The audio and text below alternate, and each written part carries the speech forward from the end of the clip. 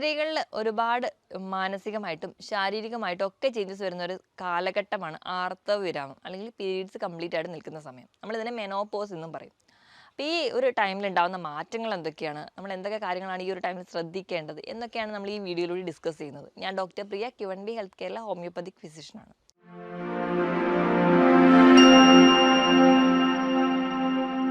Menopause അല്ലെങ്കിൽ ആർത്തവ വിരാമം നമുക്കറിയാം, സ്ത്രീകൾക്ക് മാനസികമായിട്ടും ശാരീരികമായിട്ടും ഒരുപാട് ചേഞ്ചസ് വരുന്നൊരു ടൈമാണ്. അപ്പം ആ ഒരു പീരീഡ് എന്ന് പറഞ്ഞാൽ നമ്മൾ കംപ്ലീറ്റ് ആയിട്ട് പീരീഡ്സ് നിൽക്കുന്ന ഒരു വർഷത്തേക്കെങ്കിലും കംപ്ലീറ്റ് ആയിട്ട് പീരീഡ്സ് നിൽക്കുകയാണെങ്കിൽ മാത്രമാണ് നമ്മൾ ഇതിനെ മെഡിക്കലി മെനോപോസ് എന്ന് പറയുക. അപ്പോൾ ഒരു പെൺകുട്ടി അല്ലെങ്കിൽ ഒരു സ്ത്രീ എന്ന് പറയുന്നത് 13-15 വയസ്സാകുമ്പോഴാണ് ഫസ്റ്റ് പീരീഡ്സ് അപ്പിയർ ചെയ്യുക. അപ്പോൾ നമ്മളതിനെ മെനാർക്കി എന്ന് പറയും. ആ ഒരു കാലഘട്ടം തൊട്ട് അവർക്ക് പീരീഡ്സ് നിൽക്കുന്ന ടൈം എന്ന് പറഞ്ഞാൽ ഒരു 40 വയസ്സ് തുടങ്ങിക്കഴിഞ്ഞാൽ ഒരു 45 വയസ്സ് മുതൽ ഒരു 50 വയസ്സ്, ചിലവർക്ക് മാത്രം ഒരു 50-55 വയസ്സ് വരെ പോകും. ഈ ഒരു കാലഘട്ടത്തിലാണ് കൂടുതൽ ആൾക്കാർക്കും ഈ ഒരു മെനോപോസ് ഉണ്ടാവുന്നത്. ഈ ഒരു മെനോപോസ് ഉണ്ടാകുന്ന സമയത്ത് ഒരുപാട് ചേഞ്ചസ് അവരിൽ ഉണ്ടാവുന്നുണ്ട്. കാരണം അവർക്കൊരു റീപ്രൊഡക്ഷൻ കംപ്ലീറ്റ്ലി നിൽക്കുകയാണ്. ആ ഒരു റീപ്രൊഡക്റ്റീവ് ലൈഫിൽ ഒരുപാട് ഹോർമോണൽ ചേഞ്ചസും ഒരുപാട് ചേഞ്ചസ് അവരുടെ ബോഡിയിൽ നടക്കുന്നതാണ്. അപ്പം ഈ ഒരു മെനോപോസോടുകൂടി അവരുടെ റീപ്രൊഡക്റ്റീവ് ലൈഫ് കംപ്ലീറ്റ്ലി നിൽക്കുകയാണ്. അപ്പം അങ്ങനെ നിൽക്കുന്നതുകൊണ്ട് തന്നെ പല പല ഹോർമോണൽ ചേഞ്ചസ് ഉണ്ടാവുന്നുണ്ട്. അപ്പോൾ ഈ ഒരു സ്റ്റേജ് ഒരു പെട്ടെന്നൊരു സുപ്രഭാതത്തിലല്ല ഈ മെനോപോസ് എന്ന് പറയുന്ന ഒരു കണ്ടീഷനിലോട്ട് വരിക. ഈ ഒരു മെനോപോസ് എന്ന് പറയുന്ന ആ ഒരു സ്റ്റേജിലേക്ക് വരുന്നതിന് 10 വർഷം മുൻപേ അവരുടെ ശരീരത്തിൽ ഓരോരോ മാറ്റങ്ങൾ ഉണ്ടാവും. നമ്മൾ അറിയാതെ തന്നെ ഒരുപാട് മാറ്റങ്ങൾ ഉണ്ടാവും. ഈ ഒരു 10 വർഷം നമ്മൾ അതിനെ പെരി മെനോപോസ് എന്നാണ് പറയാറ്. അതായത് മെനോപോസ് ആവുന്നതിന് കുറച്ച് കാലഘട്ടം മുൻപ് തൊട്ടേ ശരീരം ഇതിലേക്ക് എത്തിച്ചേർന്നുകൊണ്ടേ ഇരിക്കുകയാണ്. അപ്പോൾ അവർക്ക് ഉണ്ടാവുന്ന മാറ്റം എന്ന് പറഞ്ഞിട്ടുണ്ടെങ്കിൽ നമ്മുടെ നോർമലി നോക്കുകയാണെങ്കിൽ ആ ഓവറിയുടെ ഒക്കെ ആ ഒരു ഫോളിക്കിളും അതിൻ്റെയൊക്കെ ആ ഒരു ഡെവലപ്മെൻറ്റ് അല്ലെങ്കിൽ അതിൻ്റെ ഒരു ഗ്രോത്ത് ഒക്കെ കുറഞ്ഞ് ചുരുങ്ങിക്കൊണ്ടേ വരും. അപ്പം അങ്ങനെ ആ ഒരു ഗ്രോത്ത് കുറയുക, അപ്പം അവരുടെ റീപ്രൊഡക്റ്റീവ് ഓർഗൻസ് ഒക്കെ ചുരുങ്ങിക്കൊണ്ടിരിക്കുന്നതാണ്. ആ ഒരു ചുരുക്കം കാരണം കൊണ്ട് പല ഹോർമോണൽ വേരിയേഷൻസ് കാണിക്കും. ഏറ്റവും പ്രധാനം എന്ന് പറഞ്ഞിട്ടുണ്ടെങ്കിൽ ഈസ്ട്രോജൻ്റെ ലെവൽ കുറയും. ഈസ്ട്രോജൻ്റെ ലെവൽ പണ്ടുള്ളതിനേക്കാളും ഒരു 80% വരെ കുറഞ്ഞുകൊണ്ടേയിരിക്കും.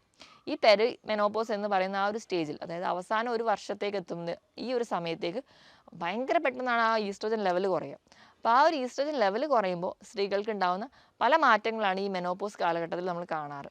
അപ്പോൾ അതിൽ ഒന്നാമതായിട്ട് കാണിക്കുന്ന ഏറ്റവും ഇമ്പോർട്ടൻ്റ് ആയിട്ടുള്ള ലക്ഷണം എന്ന് പറഞ്ഞാൽ ഹോട്ട് ഫ്ലഷസ് ആണ്. ഹോട്ട് ഫ്ലഷസ് നമ്മുടെ അടുത്ത് വരുന്ന പല അമ്മമാരും പറയുന്ന ഒന്നാണ്, ഭയങ്കരമായിട്ട് ശരീരം ചുട്ടുപൊള്ളുക. എന്താണെന്നറിയില്ല, പെട്ടെന്നാണ് ഇപ്പോൾ ഈ ഒരു ലക്ഷണമൊക്കെ തുടങ്ങുക. പക്ഷെ നമ്മളവരുടെ ഏജ് നോക്കുമ്പോഴോ അല്ലെങ്കിൽ അവരുടെ ഹിസ്റ്ററി ഒക്കെ നോക്കുന്ന സമയത്ത് മിക്കവാറും അവരൊരു മെനോപോസിലേക്ക് പോകുന്നതിൻ്റെ ആയിരിക്കും. കൂടുതലും ഈ ഹോട്ട് ഫ്ലഷസ് എന്ന് പറയുന്നത് അല്ലെങ്കിൽ ഒരു തീ ചൂള പോലെ പൊട്ടുന്ന പോലെ അല്ലെങ്കിൽ ഒരു ഭയങ്കരമായിട്ട് പൊള്ളുന്ന ഒരു അനുഭവം ഉണ്ടാവുന്നത് പ്രധാനമായിട്ടും അപ്പർ ബോഡിയാണ്. കൂടുതലും നമ്മുടെ മുഖത്ത് നെഞ്ചിൻ്റെ ആ ഒരു ഭാഗത്താണ്. ഭയങ്കരമായിട്ട് അവരങ്ങ് വിയർക്കും. ഒരു 75% ആൾക്കാരിലും ഈ ഒരു ലക്ഷണം കാണിക്കാറുണ്ട്. ഇങ്ങനെ പെട്ടെന്ന് വിയർക്കുക, ഉടനെ തന്നെ അവർക്ക് പെട്ടെന്ന് ശരീരം ഒന്ന് വിറയ്ക്കുന്ന പോലെയും അല്ലെങ്കിൽ പെട്ടെന്ന് ഒരു തണുപ്പ് അനുഭവപ്പെടുക. ഈ ഒരു കുറച്ച് നേരത്തേക്ക് അവർക്ക് ചൂടും ഭയങ്കര പുകച്ചിലും ആയിരിക്കും.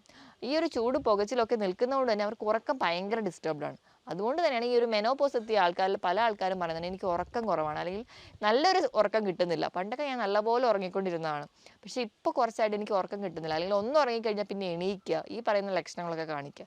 ഇതൊക്കെ ഈസ്ട്രോജൻ്റെ ആ ഒരു ഹോർമോണിൽ ഉണ്ടാകുന്ന വേരിയേഷനാണ്. പിന്നെ ഈസ്ട്രോജൻ നമ്മുടെ ശരീരത്തിൽ കുറയുമ്പോൾ നമ്മുടെ യൂട്രസിൻ്റെ സൈസ്, ബ്രസ്റ്റിൻ്റെ സൈസൊക്കെ ചുരുങ്ങി വരിക അല്ലെങ്കിൽ അതിൻ്റെ സൈസ് കുറയുന്നതായിട്ട് നമുക്ക് കാണാൻ പറ്റും. ഇങ്ങനെയുള്ള ചേഞ്ചസ് കാണിക്കും. ഇനി ഈസ്ട്രോജൻ്റെ ഒരു ലെവൽ കുറയുമ്പോൾ അത് മറ്റ് പല ഹോർമോണൽ ഗ്ലാൻസിനെയും അത് ഇൻഫ്ലുവൻസ് ചെയ്യുന്നുണ്ട്. ഇപ്പോൾ തൈറോയ്ഡ് ഗ്ലാൻഡിന്, അഡ്രിനൽ ഗ്ലാൻഡിനൊക്കെ വേരിയേഷൻ കാണിക്കുന്നുണ്ട്. അപ്പോൾ തൈറോയ്ഡ് ഗ്ലാൻഡിനൊക്കെ വേരിയേഷൻ കാണിക്കുന്നത് മിക്ക ആൾക്കാർക്കും ഈ ഒരു ഏജ് ടൈമിലൊക്കെ ആകുമ്പോൾ തൈറോയിഡിൻ്റെ പല പ്രശ്നങ്ങളും അല്ലെങ്കിൽ തൈറോയിഡിൻ്റെ ടാബ്ലറ്റ്സ് ഒക്കെ എടുക്കേണ്ടി വരാറുണ്ട്. ചില അമ്മമാരൊക്കെ പറയുന്നുണ്ട്, പീരീഡ്സ് നിന്നത് പിന്നെയാണ് എനിക്ക് വെയിറ്റ് കൂടിയത്. അത് ഒരുപാട് പറയുന്ന ഒരു കംപ്ലൈൻ്റ് ആണ്. പക്ഷെ നമ്മൾ നോക്കുകയാണെങ്കിൽ ഈ പീരീഡ്സ് നിന്ന സമയം അല്ലെങ്കിൽ ഈ മെനോപോസ് എത്തുമ്പോഴേക്കും ഇവർക്കൊക്കെ ചിലപ്പോൾ തൈറോയിഡിൻ്റെ കംപ്ലയിൻറ്റ്സ് തുടങ്ങിയിട്ടുണ്ടാവും. ഈ തൈറോയിഡിൻ്റെ ഇഷ്യൂസ് ഉള്ളതുകൊണ്ടാണ് അവർക്ക് ഈ വണ്ണം വെച്ച് പോകുന്നത്. പല ആൾക്കാരും ആ ഒരു മെനോപോസ് കൊണ്ടാണ് വണ്ണം വെക്കുന്നതെന്ന് നോക്കി കാണും. പക്ഷെ നമ്മൾ ഏറ്റവും ആദ്യം ബേസിക്കലി മെനോപോസ് ഒക്കെ ആയിക്കഴിഞ്ഞാൽ ഫ്രീക്വൻ്റ് ആയിട്ട് തൈറോയിഡൊക്കെ ഒന്ന് ചെക്ക് ചെയ്യുക. അപ്പോൾ നമുക്ക് തൈറോയിഡിൽ എന്തെങ്കിലും വേരിയേഷൻ ഉണ്ടെങ്കിൽ മനസ്സിലാവും. അഡ്രിനൽ ഗ്ലാൻഡിൽ അതിൽ അഡ്രിനൽ സെക്രീഷനിൽ വേരിയേഷൻ കാണിക്കാറുണ്ട്. അപ്പോൾ അതുകൊണ്ടൊക്കെ തന്നെ അവർക്ക് ഈ ബോഡിയിൽ ഒരുപാട് ചേഞ്ചസ് കാണിക്കുന്നുണ്ട്. അതുപോലെ തന്നെ അവർക്ക് മൈൻഡിലും ഒരുപാട് ചേഞ്ചസ് കാണിക്കാറുണ്ട്. പെട്ടെന്ന് ഈ ഒരു ഏജ് എത്തുന്ന അമ്മമാരിലൊക്കെ ഒരുപാട് പേരിൽ ദേഷ്യം പെട്ടെന്ന് വരുന്ന കാണാം. അവർക്ക് മൂഡ് സ്വിങ്സ് കാണാം, ഒരു ആൻസൈറ്റി കാണിക്കാറുണ്ട്. ഈ ഒരു ഏജ് ഗ്രൂപ്പിൽ അത് കാണിക്കാനുള്ള പ്രധാന കാരണം ഈ ഈസ്ട്രോജൻ ഹോർമോൺ ലെവൽ കുറയുന്നത് കൊണ്ടാണ്. ഇനി എങ്ങനെയാണ് അല്ലെങ്കിൽ എപ്പോഴാണ് ഈ ഒരു മെനോപോസ് നമ്മൾ പ്രതീക്ഷിക്കേണ്ടതെന്ന് നോക്കാം. അപ്പോൾ മെനോപോസ് എന്ന് പറഞ്ഞാൽ ഒരു സുപ്രഭാതത്തിൽ അല്ലെങ്കിൽ പെട്ടെന്ന് തന്നെ ഒരു പീരീഡ്സ് നിൽക്കുന്നതല്ല. ഞാൻ പറഞ്ഞതുപോലെ ഒരു വർഷമെങ്കിലും കണ്ടിന്യൂസ് ആയിട്ട് പീരീഡ്സ് നിൽക്കണം. അത് പല ആൾക്കാരിലും പല രീതിയിലായിരിക്കും പ്രസൻറ്റ് ചെയ്യുക. ചില ആൾക്കാർക്ക് നോർമലി നമുക്ക് എല്ലാവർക്കും അറിയാം 28 മുതൽ 33 ദിവസം കൂടുമ്പോഴെങ്കിലും പീരീഡ്സ് ആവും. നോർമൽ സൈക്കിൾ ഡ്യൂറേഷൻ എന്ന് പറയുന്നത് 28 മുതൽ 33 ദിവസമൊക്കെയാണ്.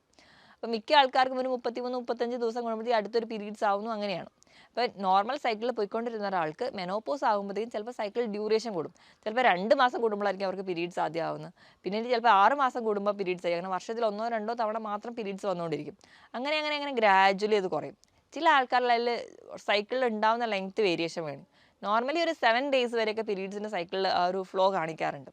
ചില ആൾക്കാർക്ക് 7 ഡേയ്സിൽ നിന്ന ആൾക്കാർ അത് ഗ്രാജുവലി കുറഞ്ഞ് 5 ദിവസമാവാം, 3 ദിവസമാവാം, അങ്ങനെ ഗ്രാജുവലി അത് കുറയുന്ന കാണാം. ബ്ലഡ് ഫ്ലോയുടെ അളവ് കുറയുന്നതായിട്ട് പ്രസൻറ്റ് ചെയ്യാറുണ്ട്. ഇങ്ങനെ പല രീതിയിലാണ് പലർക്കും ആ ഒരു മെനോപോസ് സ്റ്റേജിലേക്ക് വരിക.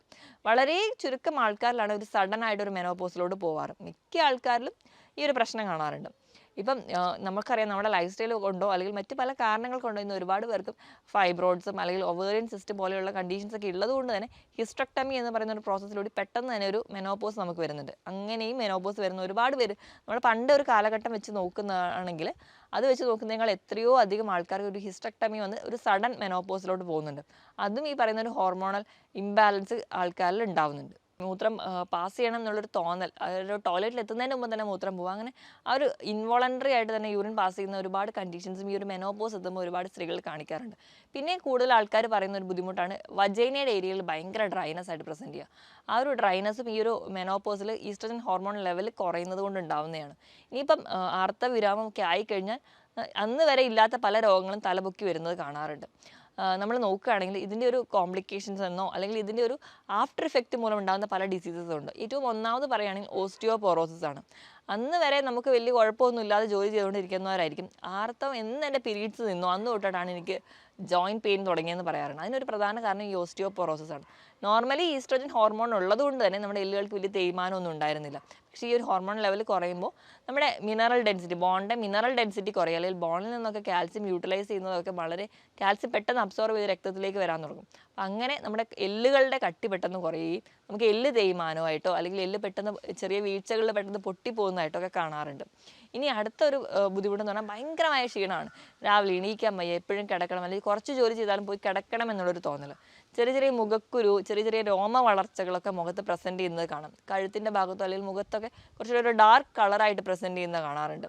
ഇനി മറ്റ് ഒരു കംപ്ലയിൻ്റ് എന്ന് പറഞ്ഞിട്ടുണ്ടെങ്കിൽ ഹാർട്ട് കംപ്ലയിൻറ്റ്സ് കൂടുതലാണ്. പൊതുവേ നമ്മൾ എപ്പോഴും പറയുമ്പോൾ കണക്കുകൾ നോക്കുകയാണെങ്കിൽ പുരുഷന്മാരെക്കാളും ഹാർട്ട് കംപ്ലയിൻറ്റ്സ് വരാനുള്ള ചാൻസസ് സ്ത്രീകൾക്ക് കുറവാണ്. കാരണം അവരെ പ്രൊട്ടക്ട് ചെയ്യാൻ ഈസ്ട്രോജൻ ഹോർമോൺ ഉണ്ട്. അപ്പോൾ എപ്പോഴാണോ പീരീഡ്സ് നിൽക്കുന്നത് അന്നോട് ഈസ്ട്രോജൻ ഹോർമോൺ ഇല്ല. അതുകൊണ്ട് തന്നെ ഹാർട്ട് കംപ്ലയിൻറ്റ്സ് ഒക്കെ പെട്ടെന്ന് വരും. അവർക്ക് ഹാർട്ട് അറ്റാക്ക് പോലെയുള്ള കണ്ടീഷൻസ് സ്ത്രീകളിൽ കൂടുതലായിട്ട് കേൾക്കുന്നത് എപ്പോഴും മെനോപോസ് കഴിഞ്ഞതിന് ശേഷമായിരിക്കും. ഇനി പിന്നെ നമ്മൾ കേൾക്കുന്നതെന്ന് പറഞ്ഞാൽ യൂറിക് ആസിഡിൻ്റെ കംപ്ലയിൻറ്റ്സ്. യൂറിക് ആസിഡ് എന്ന് പറയുന്നത് നമ്മുടെ ശരീരത്തിൽ, നമ്മുടെ ബ്ലഡിൽ പ്രോട്ടീൻ അബ്സോർബ് ചെയ്ത് അതിനകത്ത് കിട്ടുന്ന ഒരു വേസ്റ്റ് മെറ്റീരിയലാണ്. അപ്പോൾ യൂറിക് ആസിഡ് കുറച്ച് നമ്മുടെ ശരീരത്തിന് ഒരു ആൻറ്റി ഓക്സിഡൻ്റ് ആയിട്ട് ആക്ട് ചെയ്യുന്നുണ്ട്. ബാക്കി നമ്മൾ മൂത്രത്തിലൂടെയും മലത്തിലൂടെയൊക്കെ പുറന്തള്ളാറാണ് പതിവ്. അപ്പോൾ ഈസ്ട്രജൻ ഹോർമോൺ ലെവൽ കുറയുമ്പോൾ ഈ യൂറിക് ആസിഡ് ശരീരത്തിൽ നിന്ന് പുറന്തള്ളുന്നത് കുറയും. അതുകൊണ്ട് തന്നെ ആർത്തവ വിരാമം വന്ന സ്ത്രീകളിൽ യൂറിക് ആസിഡിൻ്റെ കംപ്ലയിൻറ്റ്സ് കൂടുതലായിട്ട് നിൽക്കുന്നത് കാണാറുണ്ട്. അപ്പോൾ ഈ പറയുന്ന രോഗങ്ങളൊക്കെ തലപൊക്കുന്നത് നമ്മുടെ ഈ ആർത്തവ വിരാമത്തോടു കൂടിയാണ്. അപ്പോൾ നമ്മൾ നമ്മുടെ ബോഡിയിൽ ഉണ്ടാകുന്ന അല്ലെങ്കിൽ ഈ ചേഞ്ചസ് ഒക്കെ എന്താണെന്ന് മനസ്സിലാക്കണം. അല്ലെങ്കിൽ ഇങ്ങനെ ഒരു ഹോർമോണൽ ഡിപ്ലീഷൻ ഉണ്ടാകുന്നത് കൊണ്ടാണ് എനിക്ക് ഈ ചേഞ്ചസ് ഉണ്ടാകുന്നതെന്ന് ആക്സെപ്റ്റ് ചെയ്യണം ഏറ്റവും ആദ്യം നമ്മൾ ചെയ്യേണ്ടത്. ഇതോടൊപ്പം തന്നെ തൈറോയ്ഡ് ഗ്രന്ഥിയുടെ ആ ഒരു ചേഞ്ചസ് അല്ലെങ്കിൽ ആ ഹോർമോണൽ വേരിയേഷൻസ് കാണിക്കാറുണ്ട്. കൊളസ്ട്രോൾ, ട്രൈഗ്ലിസറൈഡ് ലെവലൊക്കെ കൂടുന്നതായിട്ട് കാണാം. ഇനി രക്തം കട്ട പിടിക്കാനുള്ള ടെൻഡൻസി ഒക്കെ ഇവർക്ക് കൂടുതലായിട്ട് നിൽക്കുന്നുണ്ട്. അപ്പോൾ ഈ പറയുന്ന കാര്യങ്ങളൊക്കെ നമ്മൾ ശ്രദ്ധിക്കണം. ഇനി ഒരു മെഡിക്കൽ ആക്സെപ്റ്റിൽ നോക്കുകയാണെങ്കിൽ നമ്മൾ ഈ ഒരു മെനോപോസ് ആയിട്ടുണ്ടെങ്കിൽ അല്ലെങ്കിൽ മെനോപോസിൻ്റെ ഈ ലക്ഷണങ്ങൾ കാണിക്കുമ്പോൾ നിങ്ങളൊരു ഡോക്ടറെ അടുത്ത് കൺസൾട്ടേഷൻ എടുക്കണം. അപ്പോൾ ഇതൊരു മെനോപോസ് ആണ് എന്ന് നിങ്ങൾ ഉറപ്പ് വരുത്തുക. ഇപ്പം മെനോപോസ് ആയിക്കഴിഞ്ഞാൽ നമ്മൾ മെൻ്റലി അതിനെ ഒന്ന് അക്സെപ്റ്റ് ചെയ്യാൻ പഠിക്കണം. എനിക്ക് ഇനി ബോഡിയിൽ ഇന്ന ചേഞ്ചസ് ഉണ്ടാവും എന്ന് മനസ്സിലാക്കണം. ഇനി നമ്മൾ ഭക്ഷണത്തിൽ വരുത്തേണ്ട മാറ്റങ്ങൾ എന്ന് പറഞ്ഞു കഴിഞ്ഞാൽ നമ്മൾ അമിത വണ്ണം വെച്ച് പോകുന്നുണ്ട് എന്നൊക്കെ തോന്നലുള്ളവരാണെങ്കിൽ കാർബോഹൈഡ്രേറ്റിൻ്റെ അളവ് മാക്സിമം കുറയ്ക്കുക. പല പ്രോട്ടീൻസ് കൂടുതലായിട്ട് കഴിക്കുക. നമ്മളെപ്പോഴും കാൽസ്യം അതിനോടൊപ്പം തന്നെ കാൽസ്യം കഴിക്കുന്നതിനോടൊപ്പം തന്നെ കൃത്യമായിട്ട് വൈറ്റമിൻ ഡിക്ക് വേണ്ടി വെയിലും കൊള്ളാൻ വേണ്ടി ശ്രദ്ധിക്കുക. ഇനി നമ്മൾ കഴിക്കുന്നതിൽ നമ്മൾ ആസ്പരാഗസ് അല്ലെങ്കിൽ ശതാവേരി കിഴങ്ങ് അല്ലെങ്കിൽ നമ്മൾ ശതാവേരി തന്നെ പൊടിച്ച് പാലിൽ മിക്സ് ചെയ്ത് കഴിക്കാവുന്നതാണ്. അതുപോലെ തന്നെയാണ് നമ്മൾ ചേന, ചേമ്പ്, ഇതൊക്കെ ഈസ്ട്രോജൻ ഹോർമോൺ ലെവൽ നമുക്ക് കുറച്ചുകൂടി മാനേജ് ചെയ്ത് അല്ലെങ്കിൽ നമുക്ക് ഭക്ഷണത്തിലൂടെ സപ്ലൈ ചെയ്യാൻ പറ്റും. അതുപോലെ തന്നെ സോയാബീൻ അല്ലെങ്കിൽ സോയാ പ്രോഡക്റ്റ്സ് ഒക്കെ നിങ്ങൾ സ്ഥിരമായിട്ട് ഭക്ഷണത്തിൽ കഴിക്കാൻ വേണ്ടി ശ്രദ്ധിക്കുക. പിന്നെ കൃത്യമായിട്ടൊരു വ്യായാമം വേണം. വ്യായാമം നമ്മുടെ ബോഡിക്ക് വേണ്ടിയിട്ട് മാത്രമല്ല നമ്മുടെ മൈൻഡും കുറച്ചുകൂടെ ഫ്രീ ആവാൻ വേണ്ടിയിട്ട് എന്തെങ്കിലും ഒരു വ്യായാമം കൃത്യമായി ചെയ്യണം. പിന്നെ നമുക്ക് എന്തെങ്കിലും ഒരു ഹോബി ഇഷ്ടമുള്ളവർ, അല്ലെങ്കിൽ എന്തെങ്കിലും ഒരു ഇപ്പോൾ ചെടി വളർത്തുക, അല്ലെങ്കിൽ എന്തെങ്കിലും ഡ്രസ്സൊക്കെ തുന്നുക, അങ്ങനെ എന്തെങ്കിലും ഒരു ഹോബിയൊക്കെ താല്പര്യമുള്ളവരാണെങ്കിൽ അങ്ങനെ എന്തെങ്കിലും ഒരു ഹോബിയിൽ എൻഗേജ് ചെയ്തിരിക്കുക. അപ്പോൾ നമ്മുടെ മൈൻഡ് കുറച്ചും കൂടി റിലാക്സ് ആവുന്നത് കാണാം. അപ്പോൾ മധുരത്തിൻ്റെയും ഉപ്പിൻ്റെയും അളവ് കഴിവതും കുറയ്ക്കാൻ വേണ്ടി ശ്രദ്ധിക്കുക. ഇനി നിങ്ങൾ മെനോപോസ് ഒക്കെ ആയി കഴിഞ്ഞിട്ടുണ്ടെങ്കിൽ എന്തായാലും ഒരു വർഷം കൂടുമ്പോഴെങ്കിലും നിങ്ങൾ നിങ്ങളുടെ പ്രമേഹത്തിൻ്റെയും അതുപോലെ BP, കൊളസ്ട്രോൾ ഈ ലെവലൊക്കെ നിങ്ങൾ കൃത്യമായിട്ട് ഒരു വർഷം കൂടുമ്പോഴെങ്കിലും ചെക്ക് ചെയ്യാൻ വേണ്ടി നോക്കുക. ഇനി സ്ത്രീകളുടെ കേസിലാണെങ്കിൽ പാപ്സ്മിയർ, മാമോഗ്രാം ചെയ്യുക. അതുപോലെ തന്നെ വയറിൻ്റെ സ്കാനും ഇടയ്ക്കൊക്കെ ചെയ്ത് നോക്കുക. ഒരു വർഷം കൂടുമ്പോഴെങ്കിലും ഈ പറയുന്ന ടെസ്റ്റുകളും ഈ പറയുന്ന സ്കാനും ഒക്കെ കൃത്യമായി ചെയ്യുകയാണെങ്കിൽ മറ്റ് പല ഡിസീസ് കണ്ടീഷൻ ഉണ്ടാവാതിരിക്കാൻ വേണ്ടി നമുക്ക് റൂൾ ഔട്ട് ചെയ്തെടുക്കാവുന്നതാണ്. ഞാൻ ഈ പറഞ്ഞ കാര്യത്തിൽ എന്തെങ്കിലും ഡൗട്ട് ഉണ്ടെങ്കിൽ നിങ്ങൾ താഴെ കാണുന്ന നമ്പറിൽ കോൺടാക്ട് ചെയ്യുക. മറ്റൊരു ഹെൽത്ത് ടോപ്പിക്കുമായിട്ട് വീണ്ടും കാണുന്നത് വരെ നന്ദി.